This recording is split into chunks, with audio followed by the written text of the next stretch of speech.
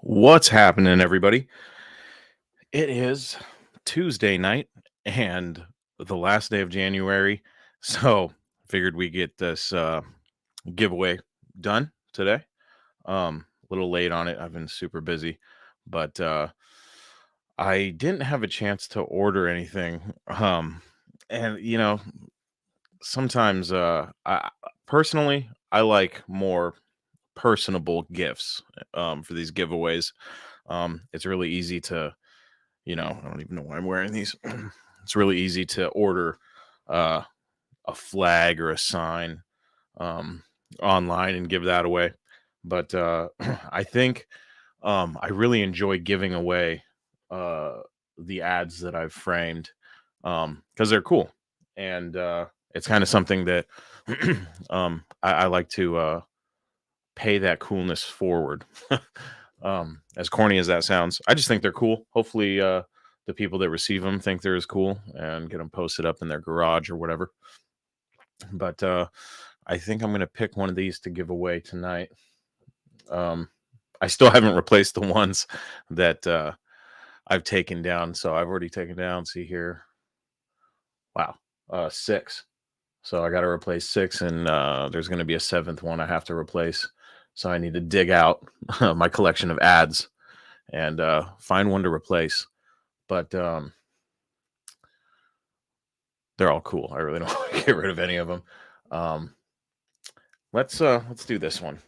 Uh, yeah, let's just do this one.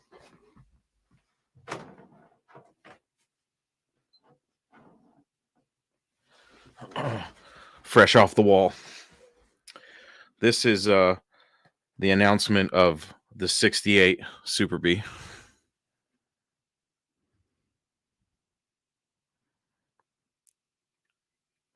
Framed, looking all nice, and it even has the logo of my other business stamped on the back. For those of you that don't know, I used to go to swap meets and sell these, um, and it was really fun, and I made some pretty good money. But the swap meets around here, there just aren't enough to keep that going, and it takes a lot of time. But let's give this wheel a spin and see who the lucky recipient is going to be for the awesome Super Bee ad. So let's find out here. Um, the list of supporters is all updated and they are all on this wheel. So let's give it a click.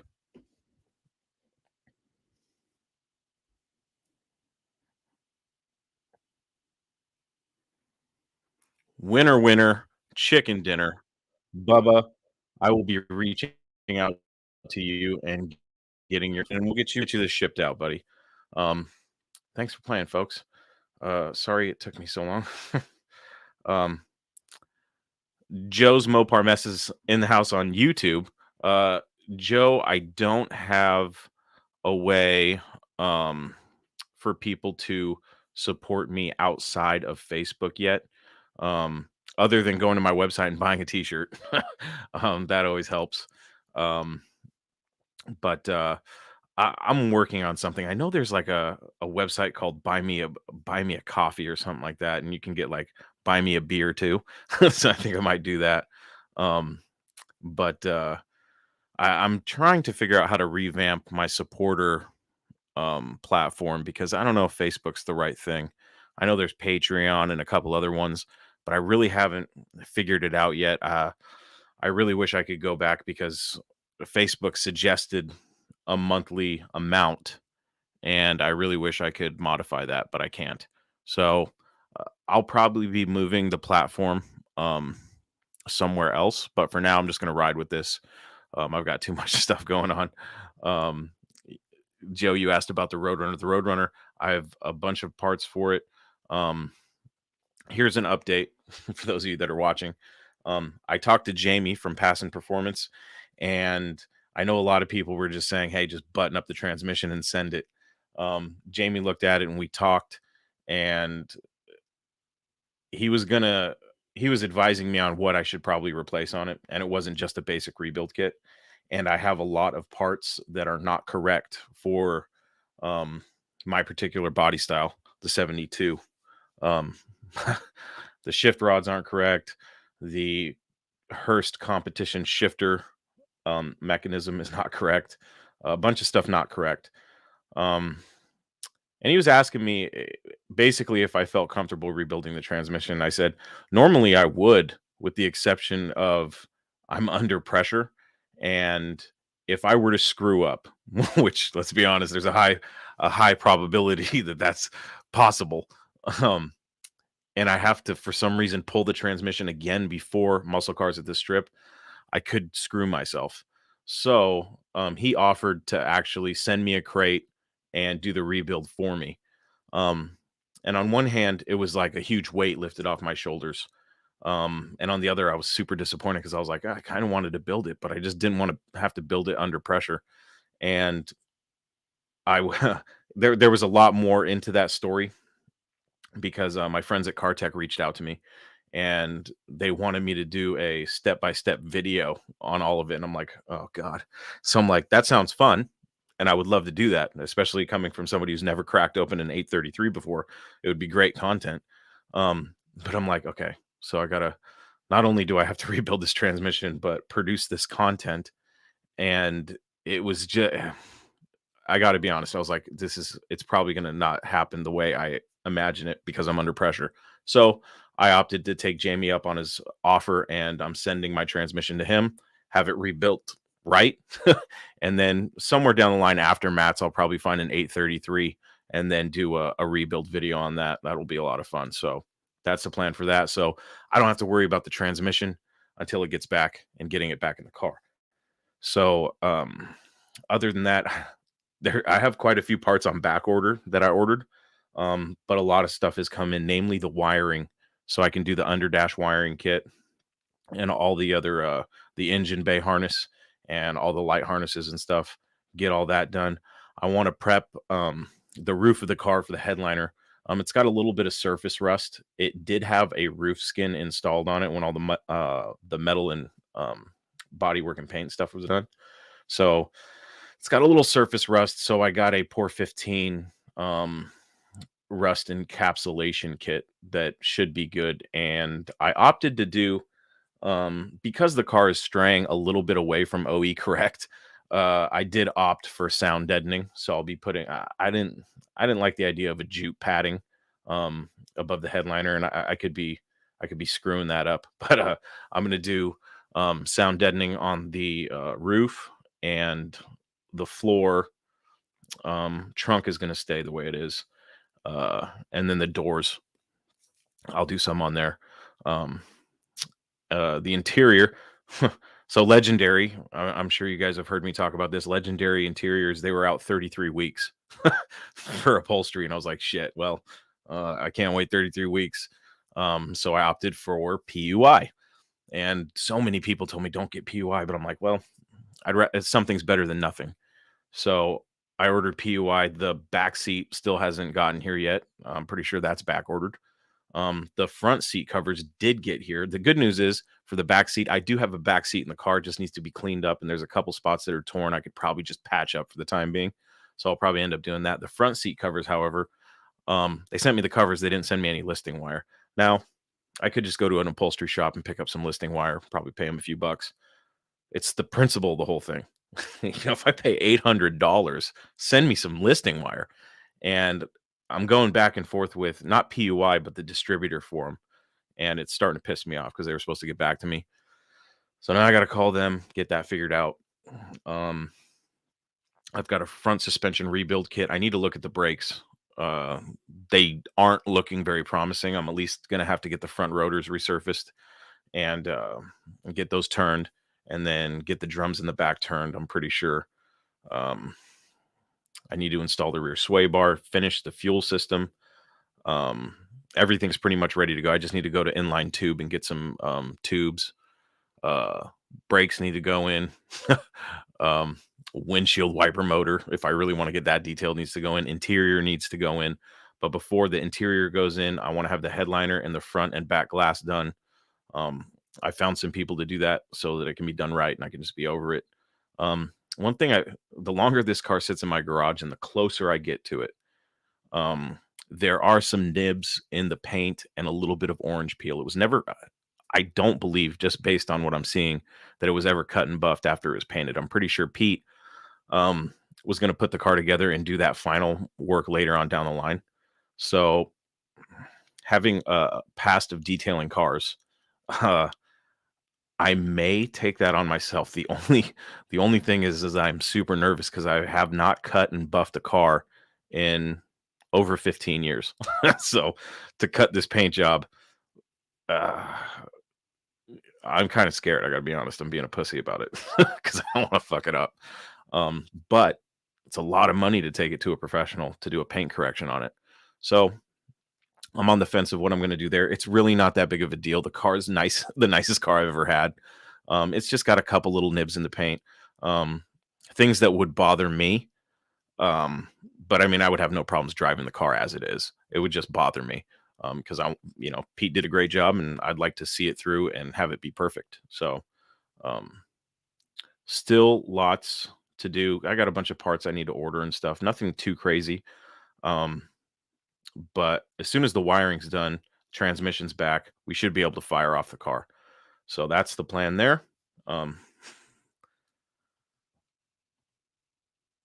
Thomas Estrada is in the building. Very talented artist. I can't wait to see his work in person. And we're working on a little something special for the show. We might be giving away something really cool. Thomas is going to be a guest on the show coming up here pretty soon. We'll have to get that scheduled. So that will be fun. Will the Roadrunner be ready for mats? Define ready. It will be there. If I have to push it, I'll do that. But it should be running and driving. Now, whether or not I'll be able to cruise it down the strip legally, that's a different story. But it will be there. Johnny Mopar, what's up, brother? Dennis, what's up? I got a really good deal on Killmat. So I just picked up some Killmat. Hopefully it works good. Road Hard Restorations, what's up, buddy? Buy a Chevy. Been there, done that. They don't even make good daily drivers. Back to the Roadrunner. I had some quotes for reupholstering the front seats and the rear seat, and along with doing the headliner. And a lot of the company, and I respect this, a lot of the upholstery shops would not just recover the seats. They required new foam, and when they get it down to the frames, they were going to restore the frames. And I'm like, look, these are PUI covers. I'm going to get legendary covers eventually, which is kind of crazy. Like, you buy PUI covers, they'll probably be okay. But, I want this car to be I'm getting it ready for muscle cars at the strip, but I know there's some things that I will have to change somewhere down the line. But the quotes I was getting just to recover some seats, I thought was absolutely ridiculous. So my cousin actually used to work for Catskin, and when I was in high school, I used to hang out with him all the time and watch him install interiors. So I have a pretty good idea of how to install seat covers. So I'm going to give that a shot myself. And worst case scenario, they're going to be better than what I have on it now. So that's the plan there. The plan is definitely to have the car ready, running and driving safely for muscle cars at the strip. So definitely want to get it there for that. But yeah, that's pretty much it. I didn't want to make this video too long. Basically just for the giveaway. But appreciate you guys watching. And shout out to Passion Performance. They're helping me out a lot. And hopefully everybody that is planning on going to Matt's makes it to Matt's, and the show car field is full of projects. Phil, the mastermind behind Matt's, he calls the Project Car Challenge, he calls it the Shitbox Olympics, which I think is hilarious. So Project Cars at the Strip has a nickname. So that's pretty funny. But one thing that we've been talking about, and we still need to get everybody together to figure out the logistics, is the cruise down the actual strip, not the racetrack, but the actual Las Vegas Boulevard Strip. We want to get as many cars as possible. Um, Hopefully from project cars at the strip, but also the show in general. We want to do a cruise up and down the strip with a stop. Um, we'll go south first, and then we'll have some sort of stop or a meeting spot, and then we'll flip around and then head back up to the track just to cruise the strip. I mean, I think it would be awesome if a bunch of muscle cars invaded Las Vegas Boulevard. So that could be a lot of fun. And we're still, like I said, we're still working out the logistics of that. But um, I know that I like Las Vegas. And if I was walking down the strip and I saw a bunch of muscle cars lined up, that would be awesome. So what I'm hoping is that people see this and they take a bunch of pictures and video, and all of it ends up on the internet somehow, and we all get to see our cars. I think that would be awesome. So definitely, there will be a cruise. Carson, what's up, buddy? Yes, I am planning on going to Mo Party. I actually, as many of you know, uh, I drive a garbage truck for a living, and I just um, applied and accepted a position as a manager at work, which is awesome because I have way more time off. So now I can hopefully get to even more events. I don't know if this year I'll be able to get to all the extra events that I wanted to, but I'll get to more than I did last year, I think. So, yes, I am going to Mo Party. I'll be joined by Big Block and Blake from Sublime Technologies and a bunch of other friends. I know Tall John's probably going to be there. Um, I know there was talks of other people. We can't get Johnny Mopar to fly across the country, so I don't know if he's going to be there. Um, but yeah, there's going to be a bunch of events. One event that I'm super excited that I get to go to this year, thanks to Phil from Muscle Cars at the Strip. Um, he he's going to get me to the Muscle Car and Corvette Nationals in Chicago. So that should be pretty badass. That's a show that everybody says it's like the what do they say, the World Series or the Super Bowl of muscle cars. So I got to go check that out. They always have cool barn find displays. So we'll see about doing that one. Um, yes, Joe, the cruise is an absolute must. If you're in Las Vegas with a muscle car, how dare you not cruise the strip? You know what I mean? So that's the plan for that. Um, oh yeah, hell yeah. Take your Daytona there, dude. Hell yeah. Um, there is a company. I don't talk about the name of the company because I don't know if it's very well known, and I don't want them to get blasted with emails and then me being attached to it. But, because I don't want them to be like, "Why were you telling people shit that isn't out on the market yet?" But there is a company that is working on a rear wheel drive and Hemi swap conversion kit for the Daytonas. Um, and I'm really excited because I have an 88 Shelby Z that needs some body work, but all the panels that are really messed up can be replaced with fiberglass. And there's companies that still make the fiberglass for the drag Daytonas, the pro stock Daytonas and stuff that they had back in the day. They still have a bunch of that fiberglass. So I'm thinking I take this 88 Shelby, I strip it down for parts for my 87 that's going to be like a daily driver type vehicle, and I take the 88 and I build a small tire Hemi powered drag car out of it. I think that would be really cool. Of course, that's just talk now, but I have the car. It's basically being used for parts. The engine and transmission are going into a Shelby CSX that we have, and so the car's pretty much going to be stripped down anyway. So instead of just letting it rot into the ground, because the idea originally was to just part it out and not sell any of the parts, but store the parts in case something happens to my Daytona because they're so hard to find parts for. So instead of doing that, I think I'm going to build a race car and just pull everything that I don't need for the race car out of it and use that stuff for the other Daytona. So that's the plan. But first things first, I got to get this Roadrunner going. Hopefully I get at least one more day off this week so I can get in the garage and take care of that thing. Lots of work left to be done, but with the transmission off my back, I can start cracking away at all the other stuff, namely the wiring. I want to get that shit done. I hate wiring. Thankfully, it should just be plug and play. That's what I wanted. And that's why I didn't go with one of those universal kits. Um, that took a lot longer than I thought it was going to take when I had my blue truck on air ride. Um, that D100, I got the quick wire kit, and it was actually a really good kit. I hate wiring so much that I couldn't just do it. I'd get like 4 hours in, and then I'd be like, all right, I need a break. I can't keep doing this shit. So now, with this being plug and play, the next move is to pull the dash. I have a heater core on the way. So I'm going to replace the heater core. And I was actually a little worried there for a minute because nobody had heater cores, but I found a place that had a heater core for the car. So I got that. I'm going to pull the dash, put a new pad on it, and rewire everything. But I want to do it with the whole dash outside of the car.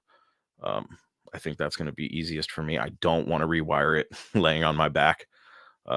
So that's the plan there. Again, I got the front suspension rebuild kit. It's just basic. I just got basic stuff just to get it done. Full exhaust system. I got the headers. I chose Doug's headers. I heard good things, so we'll see about that. What else? I think that's all I can think of right now. Oh, the brakes. I got to deal with that shit. I went through all the boxes of parts, and what I came to realize was that I have a lot of spare parts and parts from another car, um, which was a relief. And at the same time, it was kind of stressful because I was like, all right, I don't know what goes to this car. And I was getting confused with a lot of the stuff because I was like, what the fuck is this? And thinking, all right, well, I already have, like, for instance, there was there was 2 sets of engine mounts and the mount plates. And I was like, what the fuck are these? And I wasn't even thinking, because I was thinking they were supposed to go to the car. And I wasn't even thinking that, hey, those are motor plates for something else, you know? So I jumped online and people were really quick to tell me what they were. And I was like, oh, yeah, no shit, you know? So um, I started going through the rest of the boxes, and there's so much shit. Like, there's a couple spare parts. There's parts that were taken off of that car. There's a lot of nuts and bolts that are uh, unmarked, so they're just random bolts. I don't know where the fuck they go, you know. So that's a little challenging. But I got most of the important parts that I'll need. That I don't need to order. There was a couple parts that I found that I didn't need to order that I already ordered, so that was kind of lame. But after going through those boxes, I have a better idea of what I'm working with, and I think we got it under control. Um, a lot of people have been reaching out to me like, you need to get that thing running. I'm pretty confident it's going to run. Now, maybe I'll eat my words. Who knows? But I'm pretty confident it'll run. I was looking at the dyno sheets the other day. The thing made, look at them again here real quick. Let's see.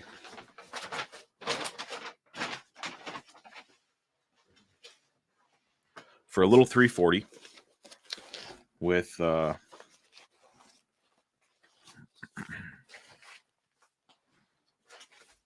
little 340 with an Edelbrock 318 360 intake, a 750 brawler carb, and X heads and stock exhaust manifolds. It made 381 foot-pounds of torque at 4,200. And for horsepower,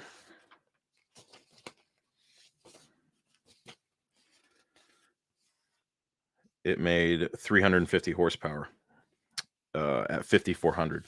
So it should be a fun little cruiser. I'm not, it's not a race car or anything. So I'm pretty stoked about getting it on the road and just cruising it around. I'm not sure what I want to do with it in the future if I keep it. But looking at prices of cars at auctions and stuff right now, I'm pretty sure I'm going to keep that car for a while unless somebody gives me a bunch of money for it, because anything else that I want is going to cost a lot of money. So I've kind of been thinking ahead, like, all right, what do I plan to do with this thing? And when I was picking an exhaust system, it was between a 2.5 inch pipes system with an X pipe and a 3 inch exhaust system with an H pipe. And I went with the 3 inch with the H pipe. I really don't like the way X pipes sound. Um, and with the idea that I'm going to try to get some more power out of this car, I didn't see the harm in having a little bit bigger pipe. Um, so we'll see. We'll see what happens. But it's pretty much it. It's 10 o'clock. I got to go to work tomorrow, finish out my duties as a driver. Um, Next week, I start as a manager. So hopefully, it'll free up some more time to do content. Um, I really want to get into like maybe not a daily, but a more frequent live edition of Project Car of the week from the podcast. I'd like to take that segment and just do lives, pull it from the podcast entirely. Because it's one thing to talk about something on a podcast, but it's another thing to see it. And I think those cars bring good conversation. So I think I'm going to do something like that. I've been meaning to for a long time. I just haven't had time. So hopefully with this new position, I'll have some extra time to do that kind of stuff. So we'll see. Um, but there's something else I was going to talk about, but I don't remember what it was. So I guess that's it. Thank you all for joining me on this Tuesday night. Go get some sleep, and we'll see you next time right here on the best Mopar enthusiast-driven podcast on planet Earth, Talking Mopars. Remember, no Mopar left behind.